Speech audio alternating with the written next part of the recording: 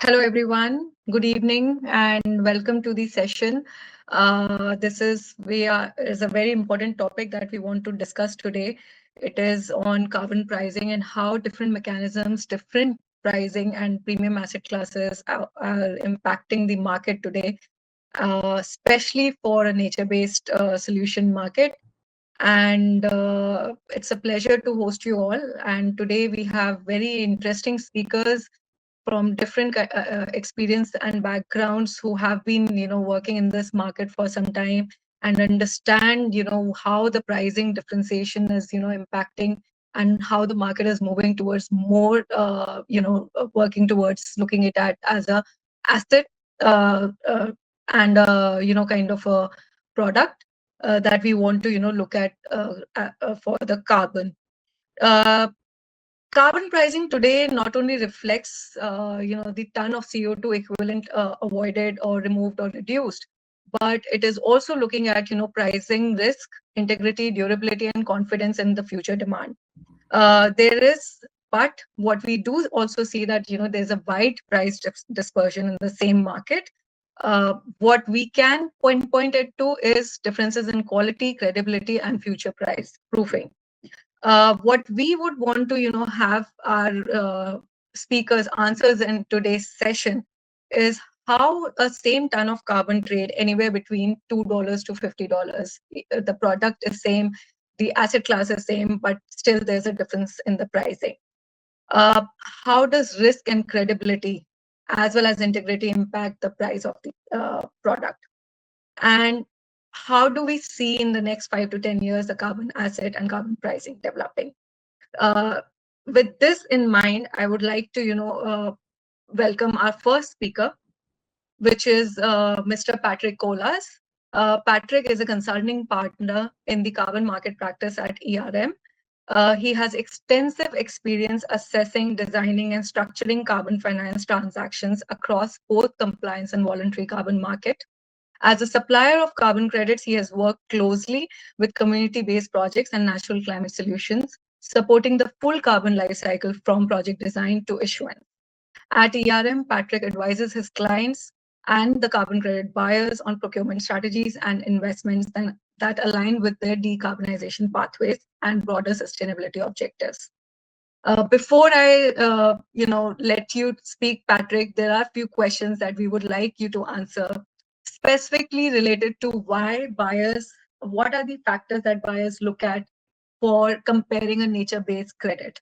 Do they look at only a dollar per ton, or do they also look at different factors impacting these prices? The selection of the project that they want to buy. And also, what are the factors that they need to consider for the market to develop in future? Over to you, Patrick. Super. Yeah, thank you very much, Nidhi, and thank you for having me today. Yeah, these are quite fundamental questions, right?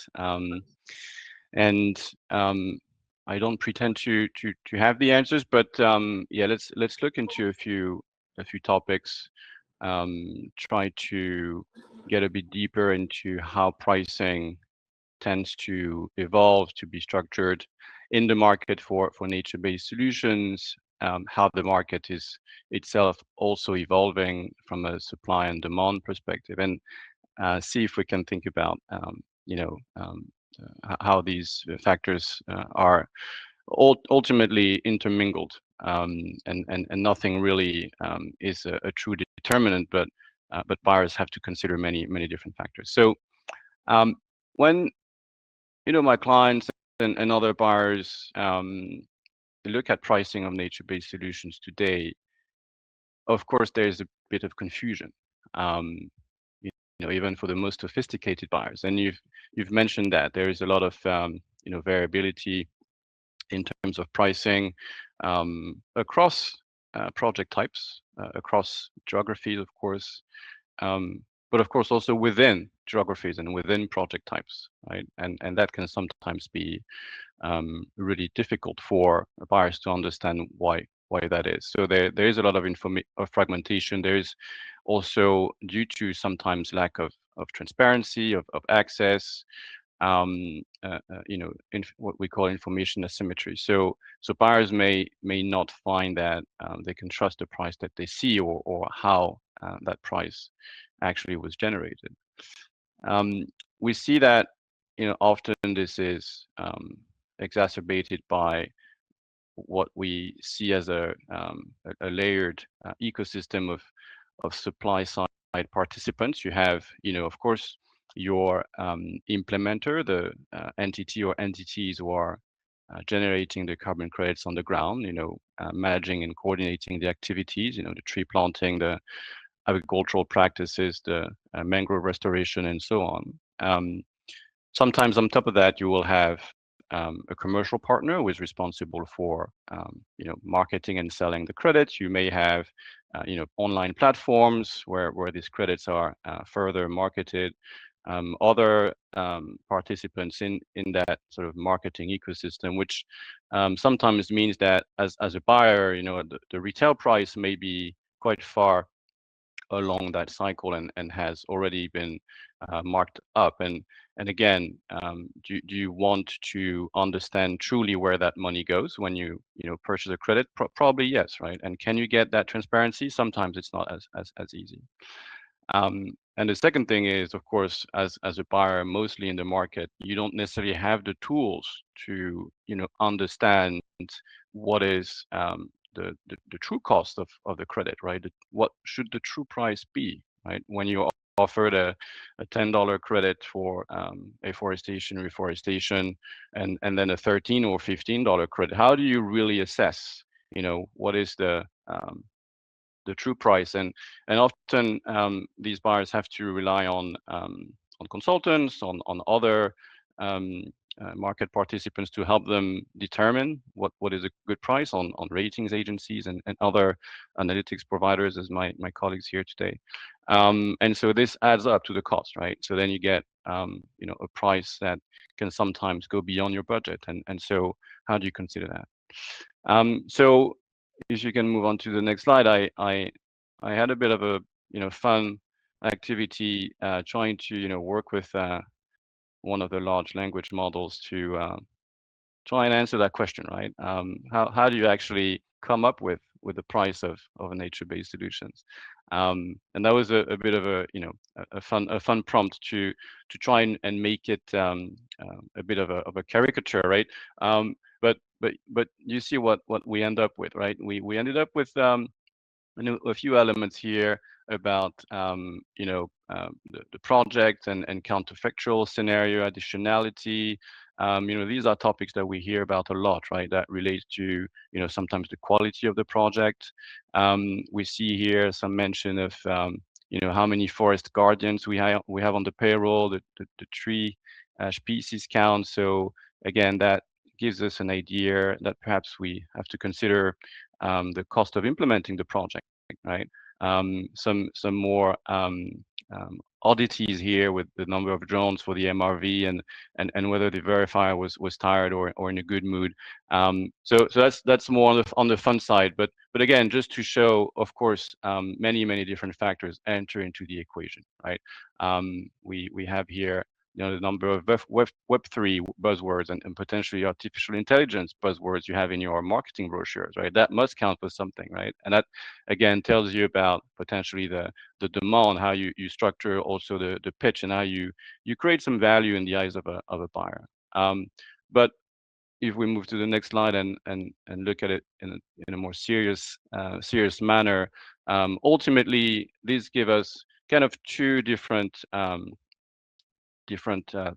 work streams, right? We have, on one hand, everything that relates to the cost of production, right, and internal drivers, and on the other hand, we have a few other externalities. So the cost of production is really what is going to drive pricing as far as the supplier is concerned, right? You have your cost of abatement, you have land acquisition cost, and you have the infrastructure and materials and staffing costs. You have the cost of capital if you need to borrow money to start your projects, and so on. You have then the ongoing management costs. Monitoring is always very expensive, can get even more expensive if you want to really get to the bottom of how the mitigation outcomes are being performed. The engagement with the stakeholders. That's a crucial element for any nature-based solutions to succeed, right? And to ensure durability, how you demonstrate value, how you have a participatory mechanism in place for the stakeholders to be involved and continue to participate in your program. And of course, you have the crediting costs on top of that, which can add up when you go through a feasibility exercise with, again, some professionals and consultants. You have the cost of the standard, the verification, the validation. So all of that will give you, as a project owner, an idea of where you need to break even, potentially, and how you need to continue to break even going forward or meet your return objectives and those of your investors. But then, of course, this is not the end of the story, right? On the right-hand side, you have a lot of different macro factors which can affect the end pricing that you'll have to put out in the market, and that can change over the life of the project. But of course, things like fungibility is very important. Where is my credit able to be used? Is it just for a voluntary corporate buyer? Is it a carbon credit that can also qualify under a compliance system, right? We see that quite often in certain jurisdictions where the ability for a credit to work into multiple systems can create, if anything, potentially a price floor that guarantees you some revenues going forward. The appetite of buyers and where corporate demand and corporate reporting stands at any time is very important. We've seen that in particular in the last few years with various net zero pledges coming online and claims for net zero targeting from corporate buyers, which have led to a shift in market demand away sometimes from reduction credits towards credits that provide carbon sequestration and removal. So of course, that dynamic will affect your pricing if you're going to hold one or the other type of credit, right?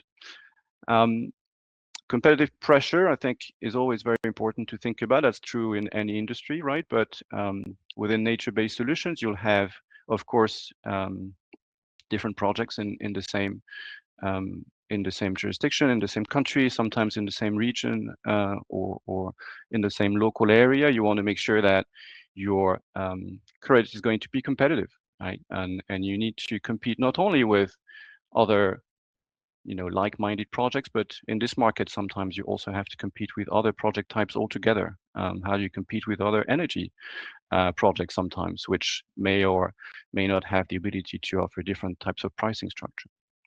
And of course, you talked about quality, how that affects pricing and demand overall. So we have now the ability to have project ratings, different types of labels, if these projects or the methodology that they use have been endorsed by meta programs like the ICVCM and the core carbon pricing principles.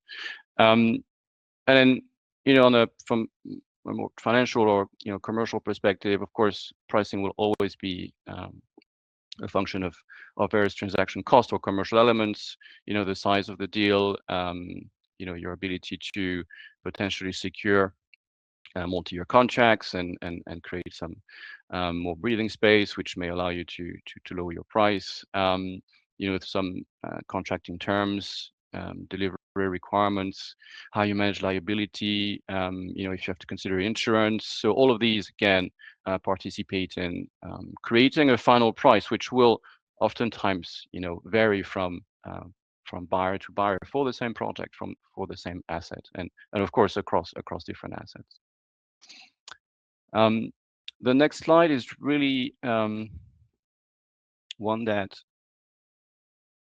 we wanted to look at, to really think about, again, the idea that you raised at the beginning, which is the idea of where risk and price or risk and value meet, right? And what do buyers typically have to consider when it comes to risk. And clearly we oftentimes see that buyers or investors may have an interest in participating in early project development or earlier on in the development cycle, where risk is going to be typically much higher because, of course, you have more uncertainty before the project is fully operational. You continue to have uncertainty as the project goes on, but that might abate slightly when you have more of an understanding of various pitfalls and also how the crediting mechanism has been applied.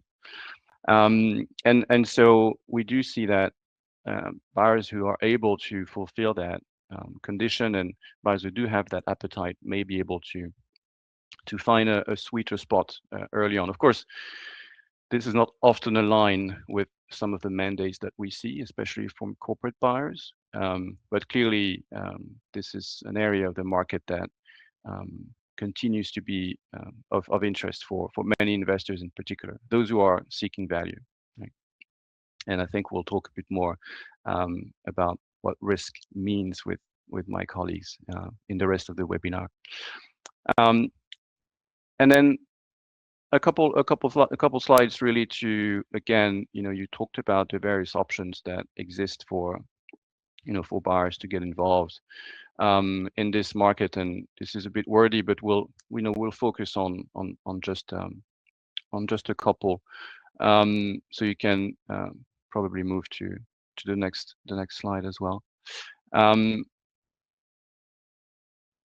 Again, I think we see that often there is potentially an alignment of interest between buyers and suppliers, which can occur earlier on in the development life cycle, where, of course, there's more risk for a buyer, but being able to enter into an earlier stage contract, it could be an offtake, it could be a long-term offtake, it can be sometimes an investment agreement into the project and providing capital in different ways. Oftentimes, more of a project finance type of structure, but we'll see also sometimes buyers or investors able to provide debt or debt-like structures, and sometimes even equity into a funding vehicle that is specifically created for the project. And against that risk, you of course get a bit more predictability, you get more control, right? You're able to influence the decisions around product development a bit more, which can be very important, especially again when it comes to idea of integrity and quality, because you want to make sure that the product will be set on strong foundations.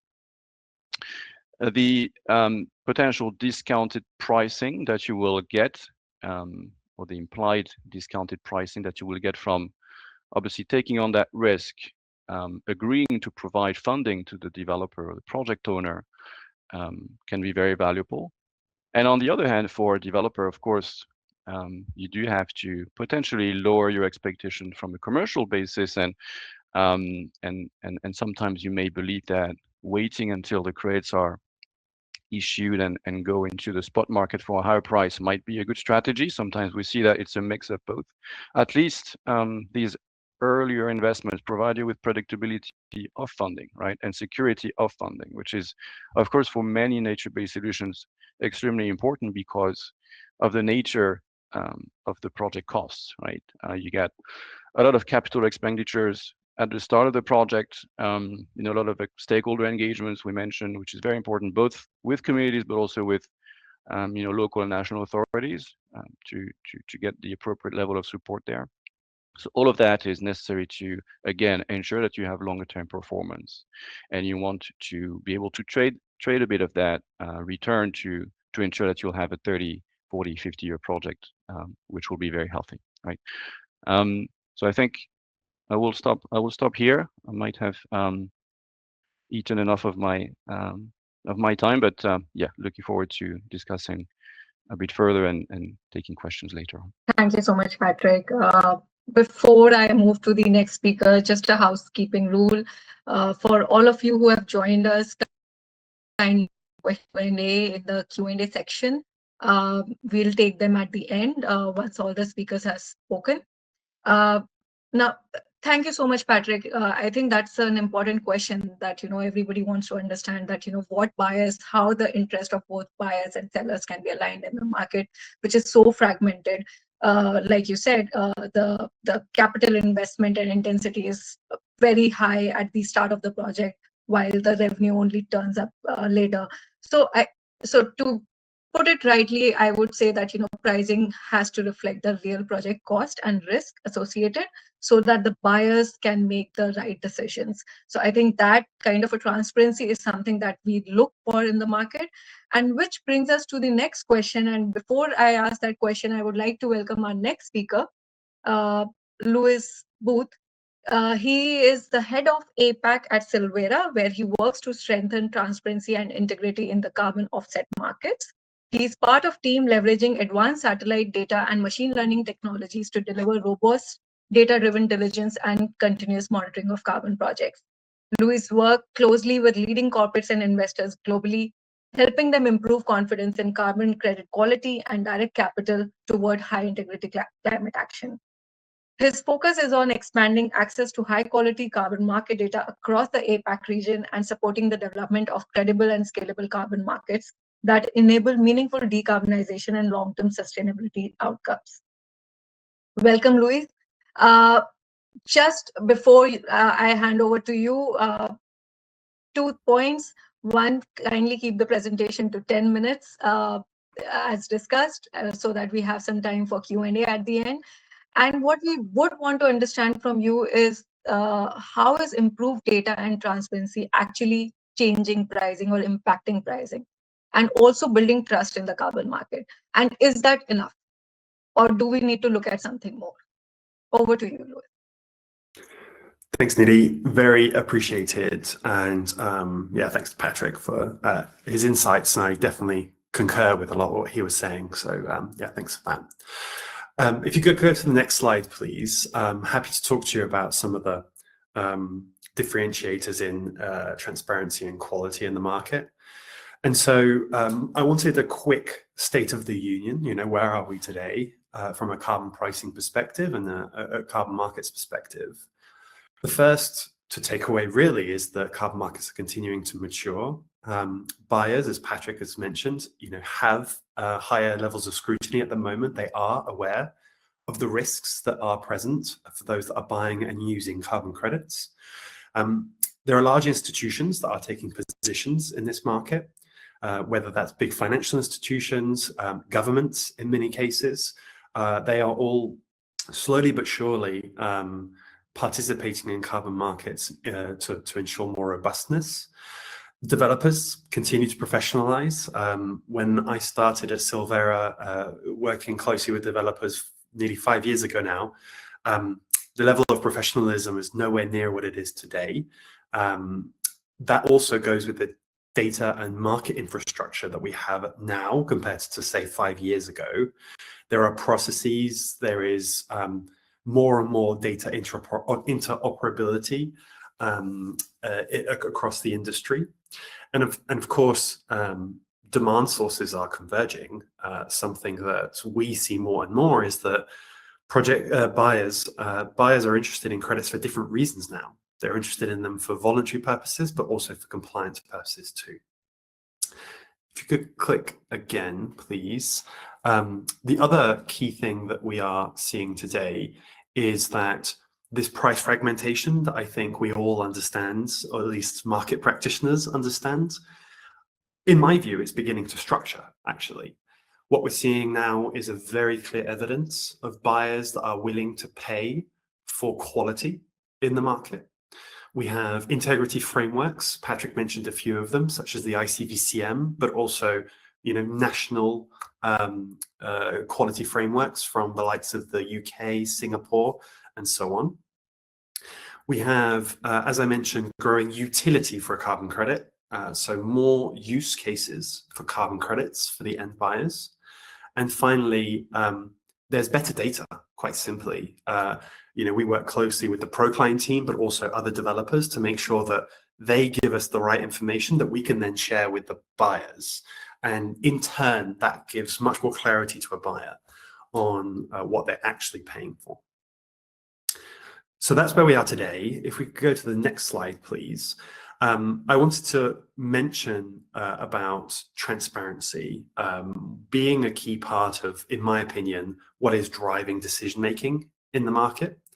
And what we have today, and I've referenced it already, is a growing set of principles that are complementary, working together.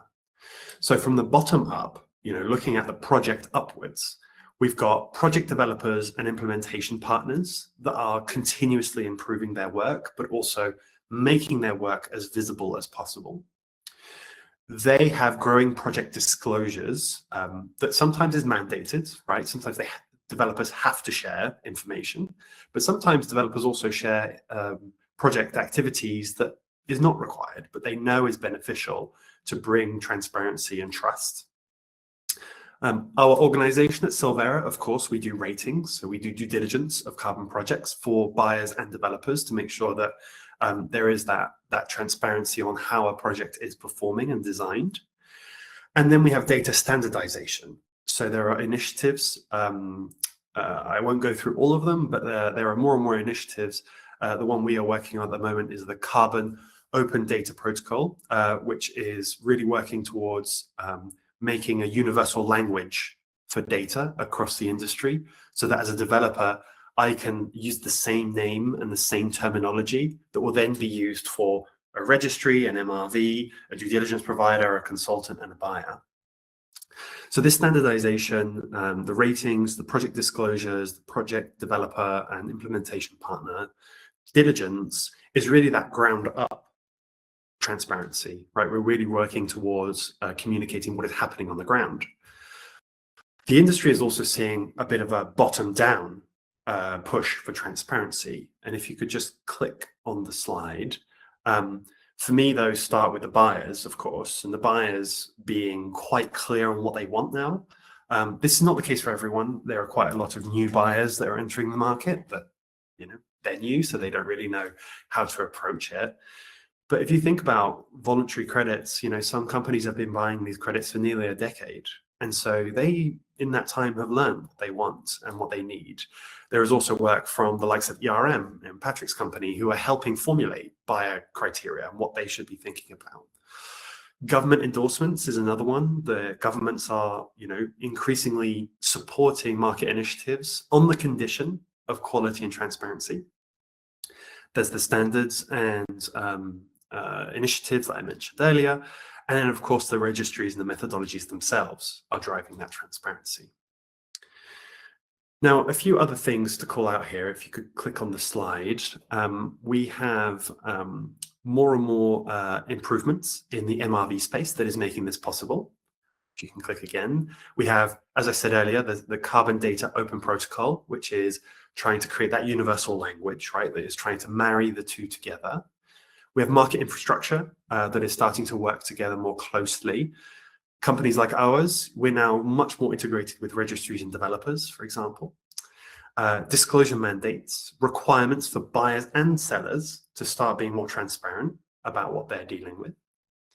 And then finally, insurance and other financial instruments that are participating in this market. All of this is pushing towards trying to have a more robust and transparent market. And hopefully what this brings will be a greater level of trust, which in turn, as I will explain later, will drive prices higher. So if we could go to the next slide, and I'm going to just share 4 slides of data. I'm going to just show you some numbers that really illustrate what I've hopefully been trying to explain. And these all relate to prices. So how do we make sure that we are channeling financing and encouraging buyers to turn towards the best projects? The first one, of course, is the quality question. Here I've used ratings as a proxy, but as you can see on the right-hand side, you could also use co-benefits and UN endorsed labels for carbon projects. Either one of these 2 proxies clearly show a relationship with price. Now, that is really strong in project types where there is a high awareness for risk, such as nature-based solutions. ARR, as you can see there on the bottom left, there is an enormous difference between a high-integrity ARR project and a low-integrity ARR project. From our data, it highlights a 4-time price increase. This is less stark in other project types, but as you can see, there's a correlation there all the time. Similarly, in some project types, such as ARR, cook stoves, or RED+, co-benefits are big drivers of price premiums. And if we can show buyers that there is, in a transparent way, that there is this quality of the work that is being done and the impact of the work that is being done, then we can command higher prices. If you go to the next slide, we're really here looking at actually the difference between, and again, this is on the transparency point, rated versus non-rated. So this is a more granular breakdown of one of the tables charts I showed before. In gray, which is what I want you to look at here, are the projects that have not been rated by Silvera. This not rating, in my opinion, translates to a lack of transparency or a lack of visibility for buyers. And as you can see, all of the gray is on the left-hand side, the lower ends, and all of the colored parts of the chart, which have been rated, either good or bad, show a price premium there. So transparency here on the project level is key. Next slide, please. This slide, it shows the differences in prices by project type. Now, I won't go through all of them. On the left-hand side, we have spot market, as Patrick was mentioning. Sometimes you can go on the spot market in the hope of a higher price. Right-hand side are offtake agreements. The prices will depend on the project types, but what I want you to focus on is really the differences between the dark green bars, which shows the lowest 25% of prices in that category, and the light, which is the highest 25% in terms of prices. And there's quite a big difference in quite a lot of project types. So despite some of this harmonization I was talking to you about earlier, and some of these clear signals, there is still a big difference in the prices that can be asked for by projects. Some of that is to do with the quality side of things. Some of that, as Patrick said, just is inherent to the project type. Okay, 2 more slides to go. Next slide, please. All of this is having a direct impact on what credits are being used by buyers today. So here you're seeing over time, the retirements, so the using of carbon credits by their quality. And again, I'm using ratings as a proxy here for quality. As you can see on the dark gray and the dark reds, since 2022, which is really when Silvera and other ratings agencies came to the market, we're seeing those bands of gray and dark reds decrease over time as a percentage of retirements. If I were to show you total retirements over that time, it's quite stable. So what we're really seeing here is buyers actively choosing not to use low quality credits. So again, while I talked to you earlier about the price impact, it also has a direct impact on the actual attractiveness of projects. Next slide, please. And I believe this is my last slide. What this is creating, so we've got the narrative of quality driving project demand, and then we've also got, of course, those higher prices that I mentioned earlier. So what this is driving, and this is quite, for me, this was the most insightful chart I saw last year. What we see in the 2024 and 2025 periods is that for any rated project, there is actually a deficit. So if you subtract issuances by retirements, the actual credit inventory change, so the amount of new credits that have come to the market versus those that have been taken away, is negative for rated projects, which means that the buyers are actively choosing those projects. And this also presents an opportunity for any developers on this call. It means that that is the area where you want to be selling your projects into. So I hope this has been useful, and for me, data speaks volumes, and I hope it has for you too. Looking forward to next parts of the conversation, and yeah, thank you very much. Thank you, Louis, for that insightful informative presentation. I completely agree with you. I think quality as well as co-benefits are the 2 aspects which buyers are looking at. And with standardization in data, I think it's always important to look at data as one of the tool, but without standardization, different people are looking at the data in a very different way, which again creates fragmentation. So standardization is also an important aspect of uh, looking at transparency and bringing in quality and data, bringing the market together. So having said that, what we want to now look at is how, if data is enforcing differentiation, what are the signals that capital markets are looking at for the market to grow and scale. And for that, I would like to invite our last speaker for the day, Mr. Utkarsh Akuri. He is heading the MSCI Carbon Markets proprietary modeling of carbon market scenarios, enabling long-term projections of carbon credit demand, supply, and pricing. He brings over 8 years of experience in sustainable commodities across Europe and APAC region. Prior to joining MSCI, Utkarsh worked as an economist and product manager for a North American compliance carbon market intelligence provider and a global VCM rating organization. He has also spent 5 years in the mining and sustainability sector, specializing in critical minerals and clean energy strategy for the EU. Utkarsh holds a master's degree in climate finance from Imperial College London and a master's degree in financial engineering from IIT Kharagpur. So over to you, Utkarsh.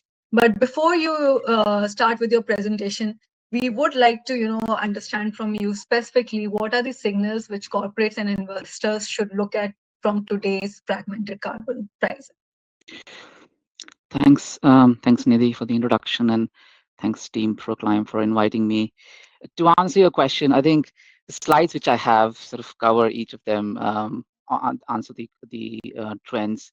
But before just getting into the slides, as an overall summary of what I'm going to talk about is, because we are a market intelligence providers, I'm going to talk about demand, where you're seeing demand, where the retirements of rates happening, how does that trend change over time.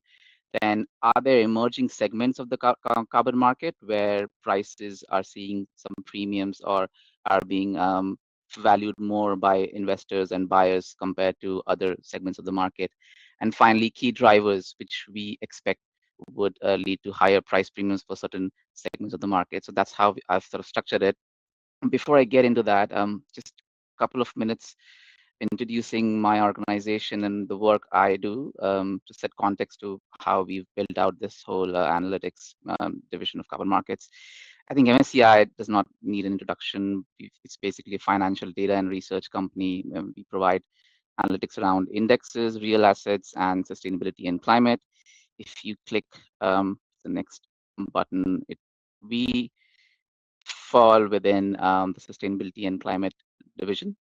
If you go to the next slide, I can just very briefly talk about within carbon markets. Our offering is combining demand, supply, price, policy, ratings, forecasting, where my team works, and geospatial insights together to help you navigate carbon markets, broad research and insightful analysis. And it's I think the key point here, we bring clarity to global carbon markets using our data insights and transparency and the coverage we have across the market in terms of analytics, starting from demand to forecasting or geospatial analytics. I think that one-stop shop concept where you get everything and anything across carbon markets in one platform is kind of the USP which we've built out. Having said that, and going back to your question, if you move to the next slide, let's start with the demand and what we've seen in the market since 2020. And just to give a bit of a history, before MSCI, we used to be Trove Research. If you've been following the carbon markets for a while, initially in the period of 2022-2024, we were Trove Research, and we used to release these market state of the market reports and webinars where we used to discuss all of this demand, supply, and pricing. And from then, where we've been observing the market, we've seen one trend which is held in these last 4 or 5 years, the demand has remained steady. There have been a lot of questions about carbon markets, that is the market growing, expanding? But clearly, if it's not expanding, it's not contracting. It's been steady. And you can see 2025, your retirements were almost much higher than the last 3 years. and the market size also remains stable. But because this discussion is about where an investor or where a buyer should be looking for an asset class which is premium, I think the demand has been increasing for nature restoration credits, something which my fellow speakers, Patrick, also sort of talked a lot about. On the reduction side, which is not the non-nature restoration, interesting trend is towards non-CO2 gases credits. This is an area which is slightly neglected, I feel. We'll talk a lot about nature credits, and we talk about a lot about engineered CDR, biochar, BECS, and all of those credits. But as an analyst and as an intelligence, what I have seen is slowly creeping interest of buyers in the non-CO2 gases credits as well. And when I say non-CO2 gases, it's covering your landfill gas-based projects or waste energy management, where you're looking at methane capture. So that's also a growing interest, and that's very interesting in terms of where the demand is, or the buyer interest is in the market. If you go to the next slide. So we talked about demand coming from certain project types, but I think one thing which adds to the discussion, all three speakers have talked about a lot of things, but something which probably is a new perspective or point of view is that compliance demand has been an emerging use case for these carbon credits. And we've been tracking credits usage where they're disclosed. For example, if corporates are using those claims for, let's say, carbon neutrality across a scope of emissions, or are they using carbon credits for a certain product to make it climate neutral? These are examples of voluntary use case, which you can see in the left chart as blue colored. But increasingly, we are also seeing credits being used for compliance schemes, which is the red bar, and that breaks into the right hand chart on as green and red and light blue. And compliance markets are regulated systems where you have credits being some of the compliance markets usually are emission trading schemes or carbon taxes, but they allow for usage of carbon credits as well.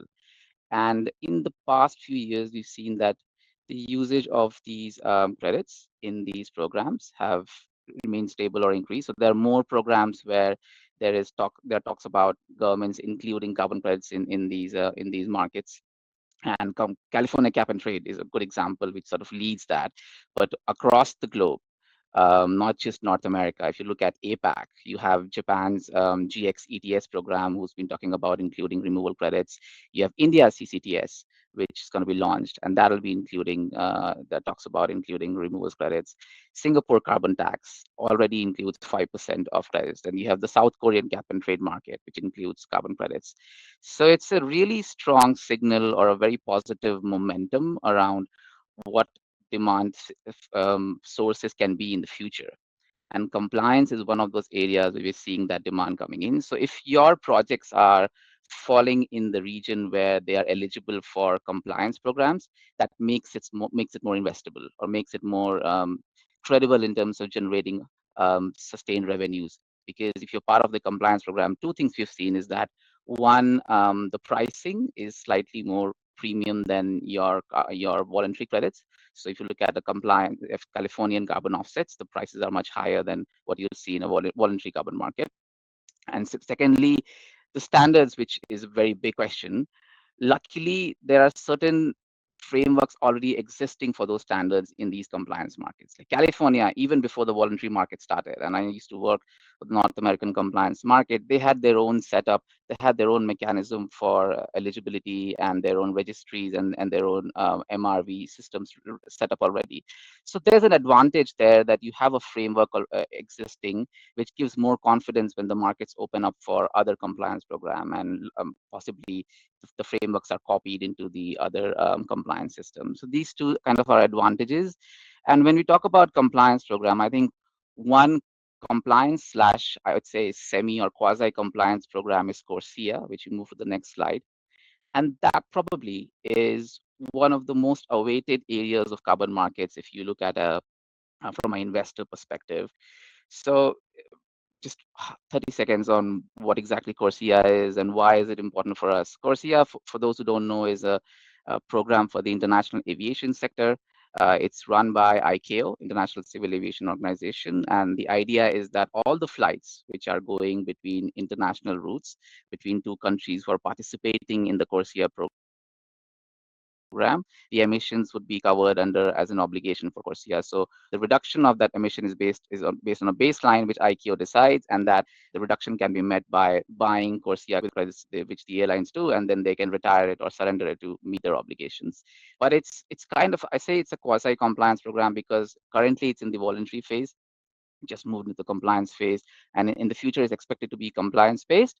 But the thing is that this is one of those programs where a lot of hope has been pinned that the standards are much better, the eligibility is much more stringent, so the quality of credits are much better, and the demand signals are much stronger. Unlike voluntary, where the demand signal is really based on corporates' own interest, in the sense that they want to meet their climate targets and how much financially invested are they on meeting their targets.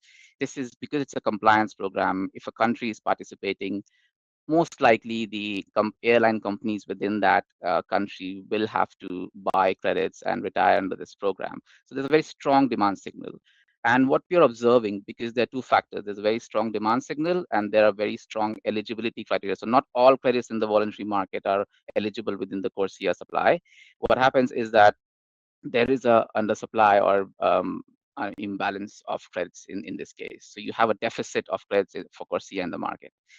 Meaning in the easiest sense, the meaning is that there are a lot of buyers who would be needing these credits, but there isn't enough supply as of now in the market.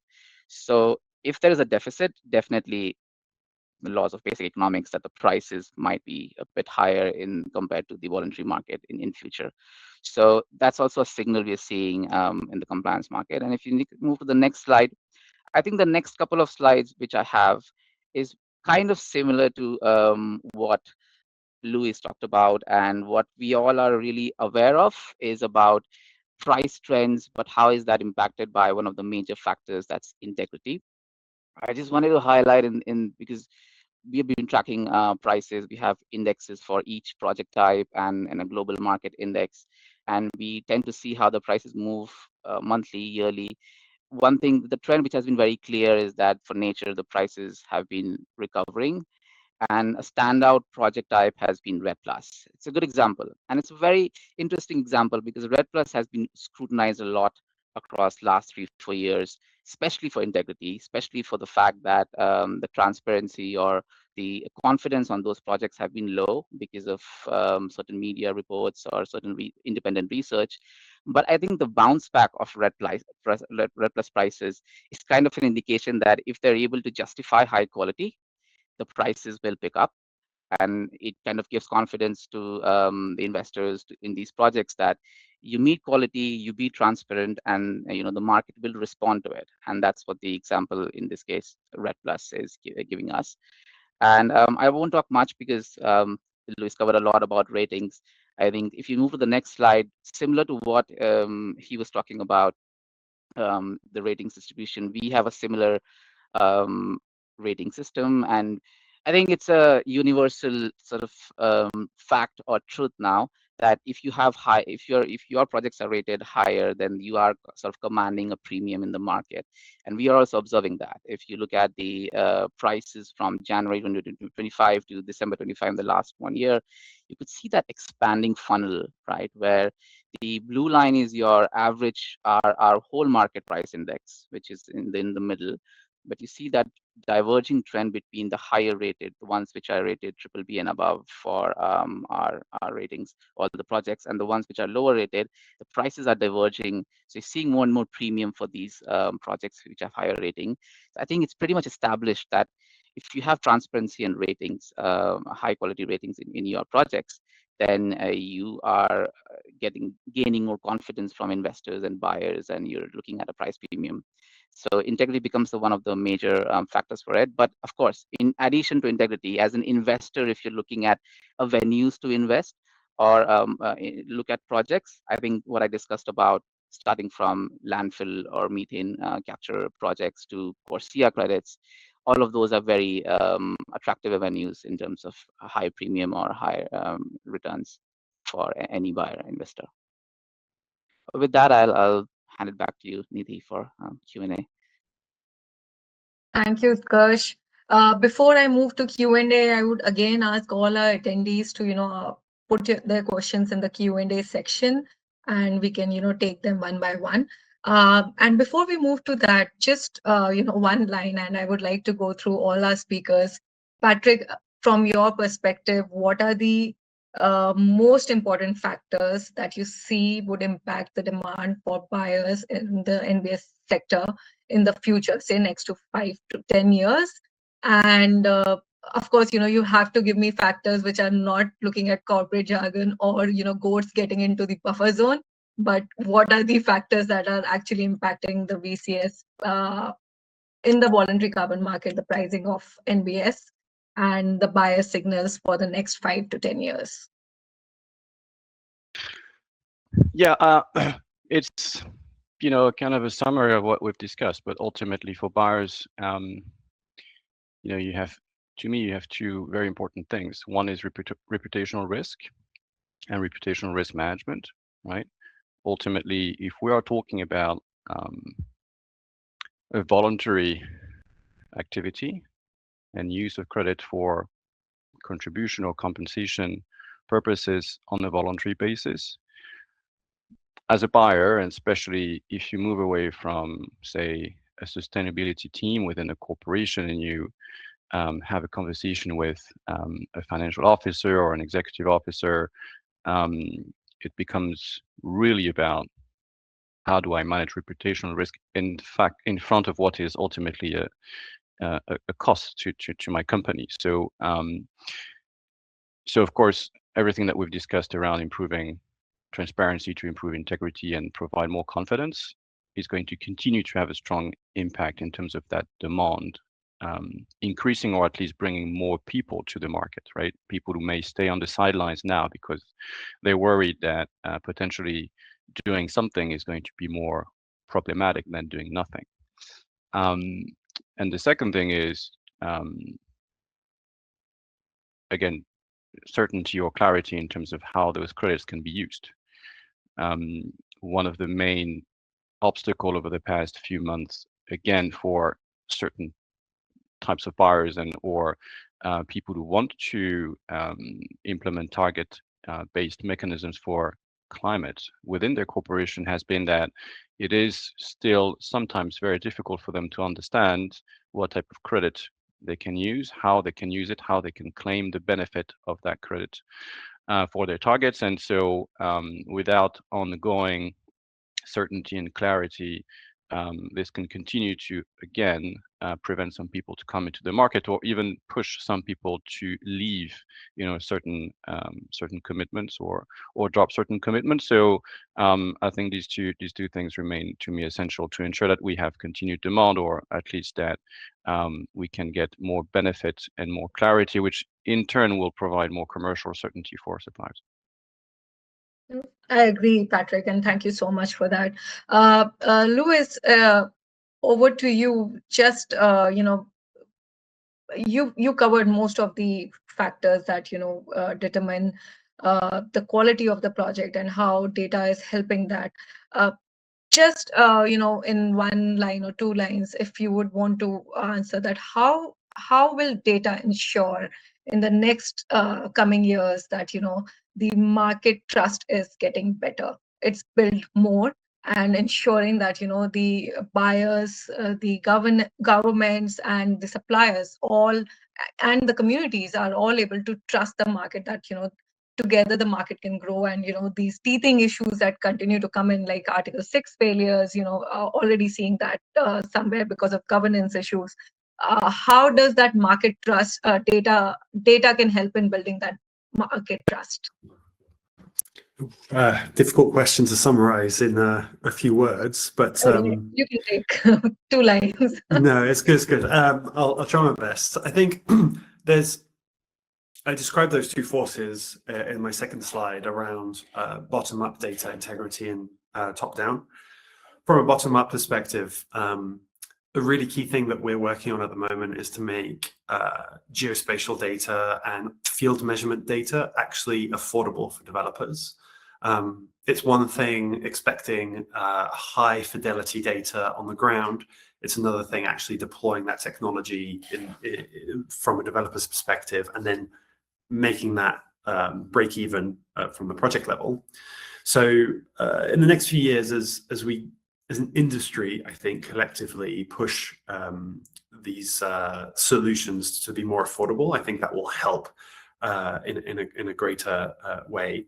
And then from the top down, a big issue I come across quite a lot is actually data literacy. So how can we help decision makers, whether they are buyers, investors, or even governments, understand the data they're looking at? And I know personally from the work that the likes of ERM do, that's painstaking work you have to sometimes bring these buyers on the journey with. And the work we do with governments at the moment, it's how do you look at national jurisdictional forestry maps and understand what is good and what is bad. So time will heal both of these issues. And in the meantime, as an industry, we can grow towards standardization and interoperable.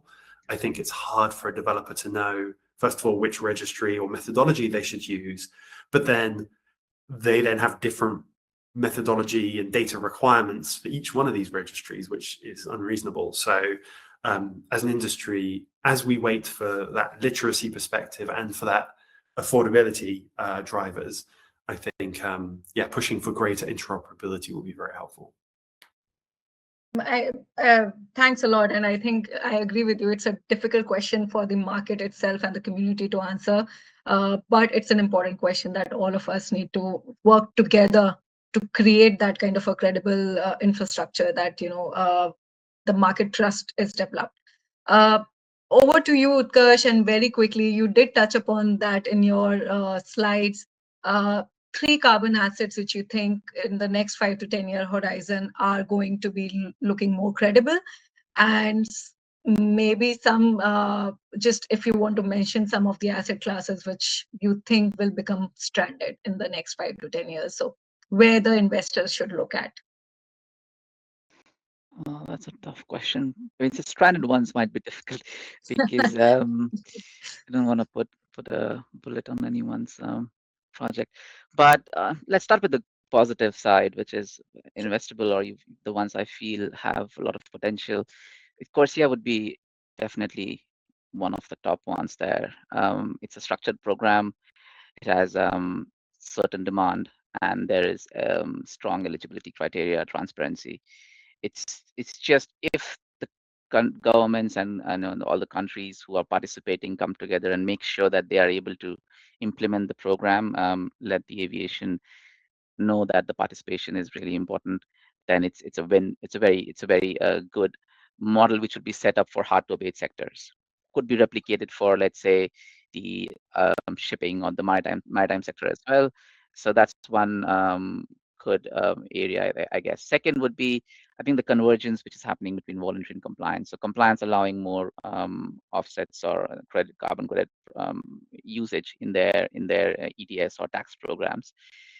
The projects falling there, those assets would be, I think, will gain more value in the future.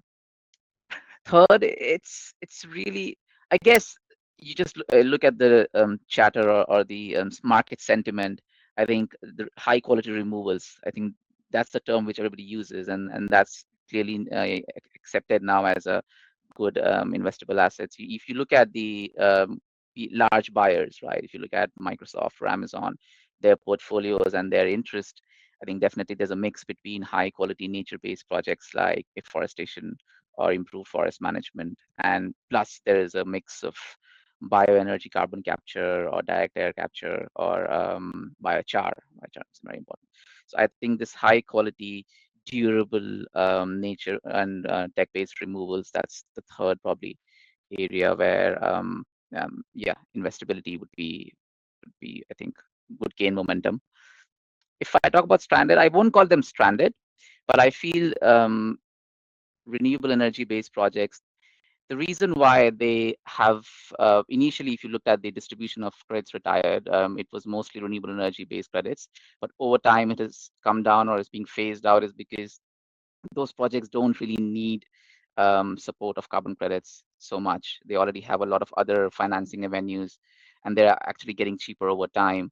So I think the purpose of carbon markets is to provide finances to certain activities where they actually need finance, and renewable energy is probably not one of them. So I guess in future that would be an area where carbon markets won't be needed so much. So carbon credits based from renewable energy projects might not be as appealing to investors as the other project types. That's probably, and it includes not just renewable energy, any project type which I feel in future can finance themselves on its own and they don't need carbon credits so much. I guess those would be the one where you won't expect a lot of investor interest, or it's not needed because they can support themselves.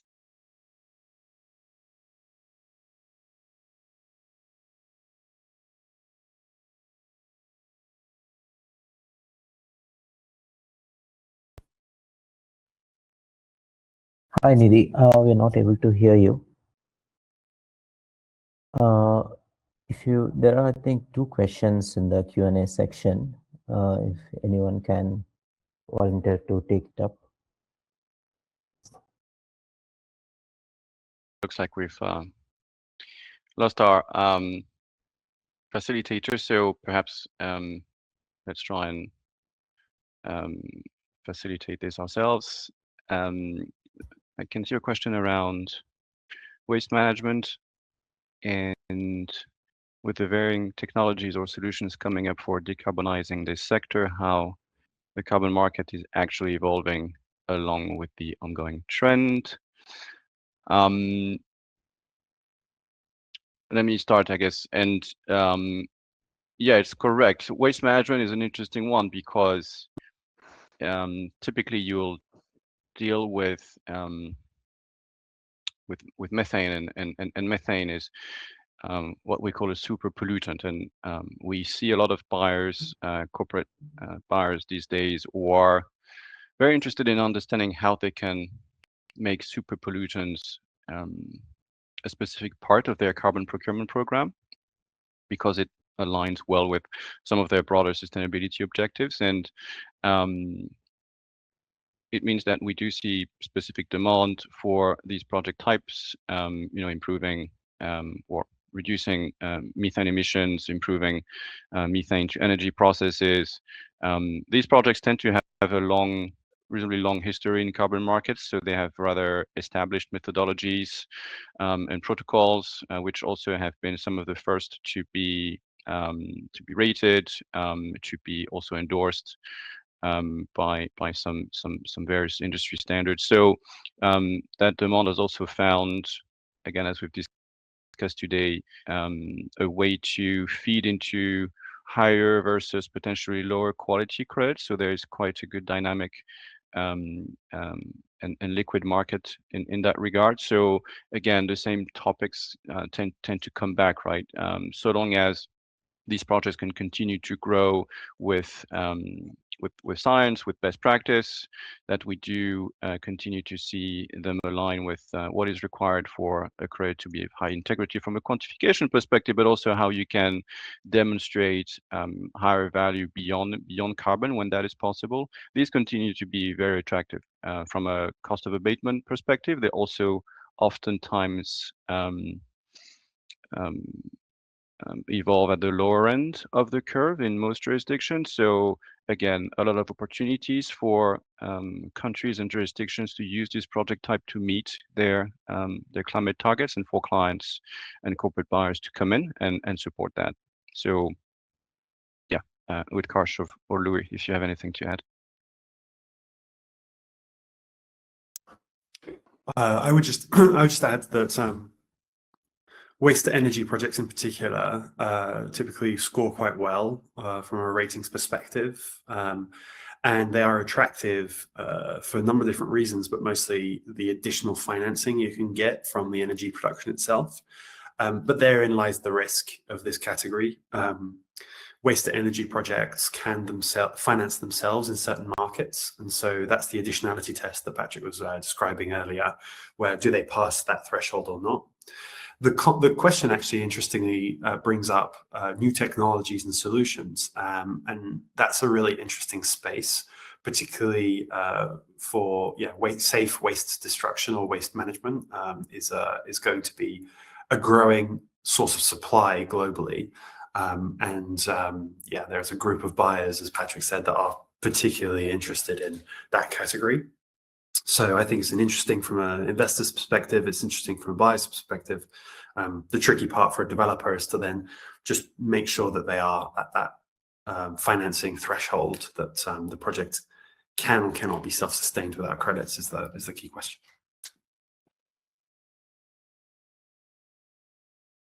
Yeah, I guess both of you have covered it well. I mean, just the market signal is showing that there is demand for these kind of credits, which I think I already mentioned. And it is because of the points I think the innovative technology part is something which we've also seen. There have been buyers who have shown interest because the additional financial flow might be helpful in funding some of the R&D and in improving the technology for waste management. I guess that's how your question, how carbon market is evolving, is that it's funding. In a way, it's indirectly funding some of those innovations as a source of additional cash flow or revenue. All right, moving on to the next question. Just do let me know if you all can hear me. I am having some internet issues. Data and technology can get impacted. So how can compliance market provide better protection to players, participants, when most of the buyers are international and market volatility is high?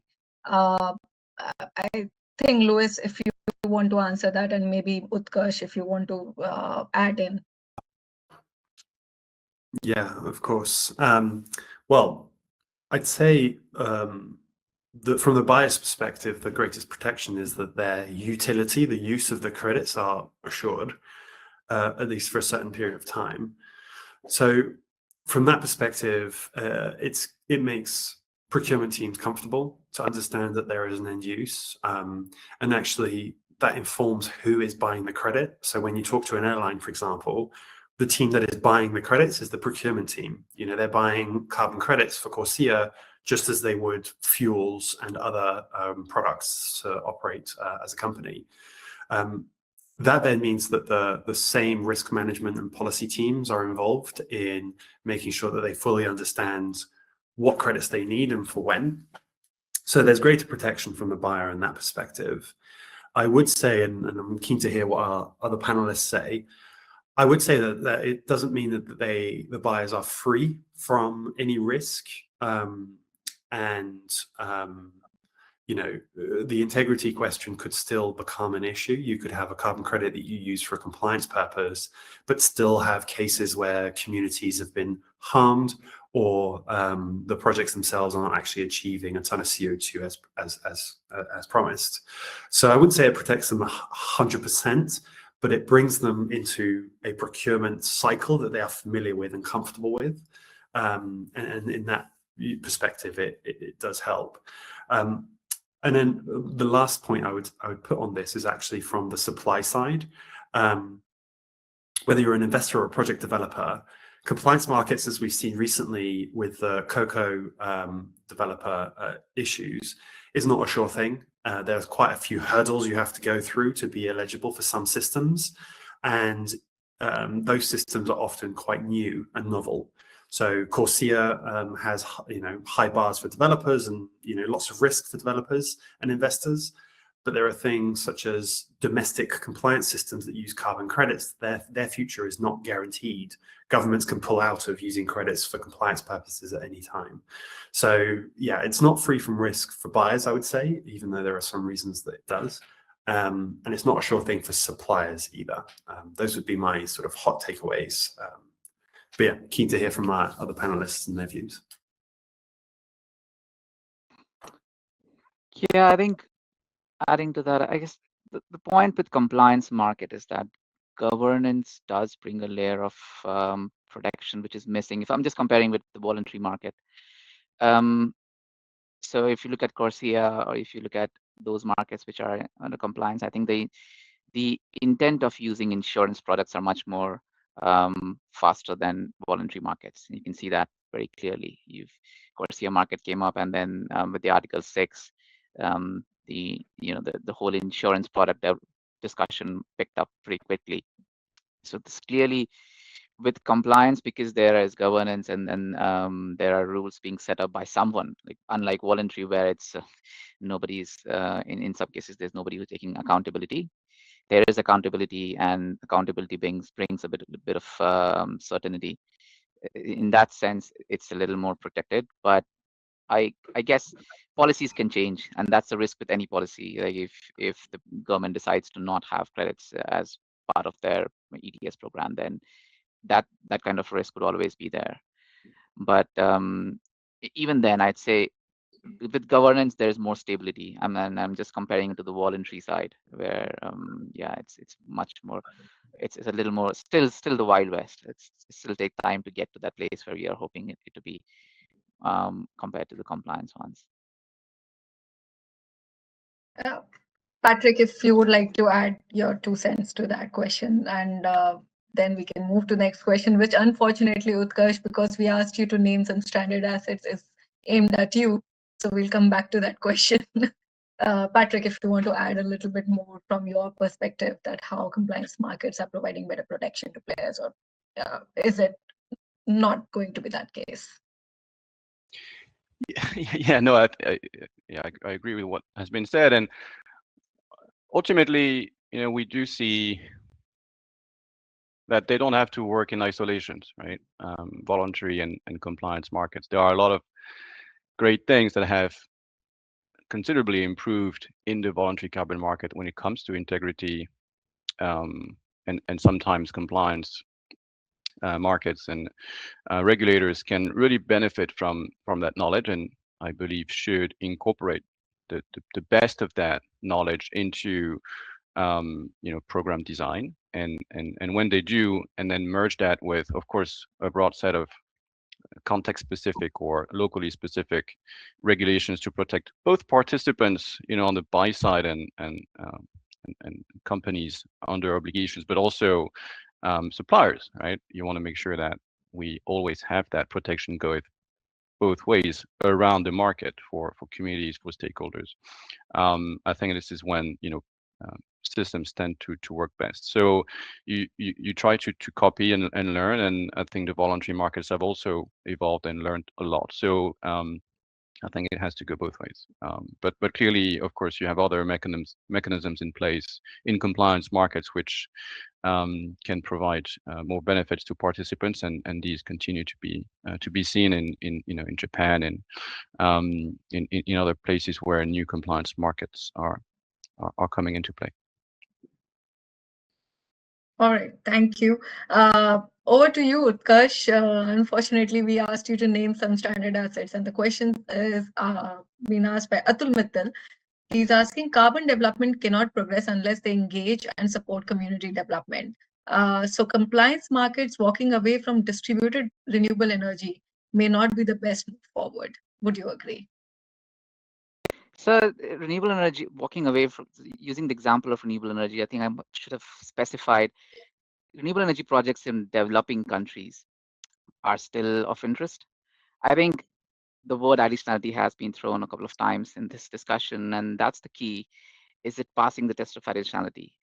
If it's a developing country, it's a renewable energy project, and there's need for community development, and that's being funded by carbon markets, that test is being passed, sure, that if then the compliance market or even the voluntary market would be willing to accept those credits, and they would be traded in the market, and they will be used for retiring and meeting their climate ambitions. So it's not naming a specific project type or a specific stream.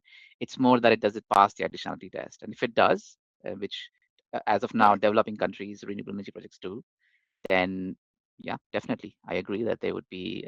We shouldn't be walking away. It should be fun. Carbon markets has been created as an instrument to provide additional financial support to projects which are beneficial to environmental attributes. So if it's doing that, if it's meeting that purpose, it should be accepted.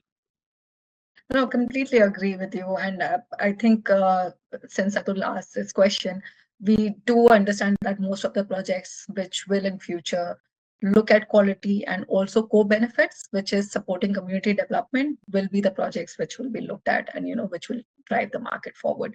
So now we are at time, and I would like to, close with that, carbon pricing is at an intersection where project integrity, data transparency, and investment are all going to come together, and that's what is going to drive the market for the future. Compliance and voluntary have to, I would say, go hand in hand in a way that both the markets support each other.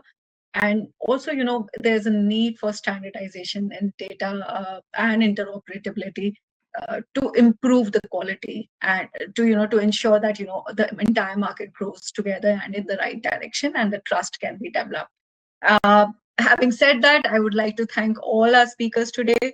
Patrick, Louis, Utkarsh, it was a pleasure having you here today. And I would also like to thank the entire team, marketing team at ProClime, Abhishek, Anugrah, Suruba, who are here with us, and for putting together the webinar.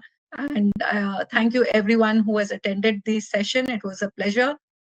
You can still view the webinar. I think it will be on our website. And if there are any questions, feel free to, kind of reach out to us, and we'll be happy to answer them.